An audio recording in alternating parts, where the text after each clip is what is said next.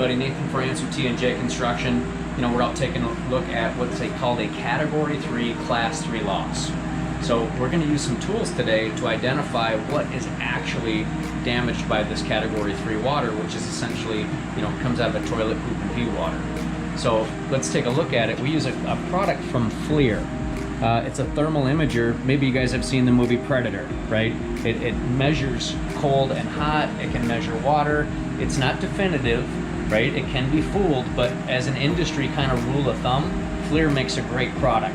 So let's take a look at what we can see, guys. So as we rotate up to the ceiling, now you can see the drip marks on the wall. You can see obviously where it's been wet, but just for perspective, as you start peeking over my shoulder, when you start to see the purple, or the good rule of thumb is it's things that are wet.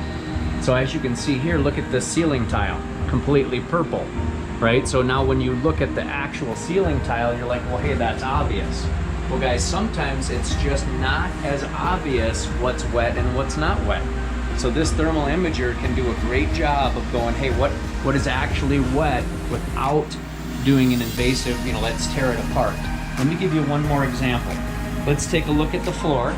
And you're going, hey, this linoleum, it looks okay, right? I don't really see a lot of damage to it. Maybe it's starting to buckle the linoleum a little bit. But when you take a peek now over my shoulder, look what the camera, look at the thermal imager starts to pick up. Now, of course, it's picking up some of the debris on the floor that's wet, but you kind of get the gist of what we're talking about here.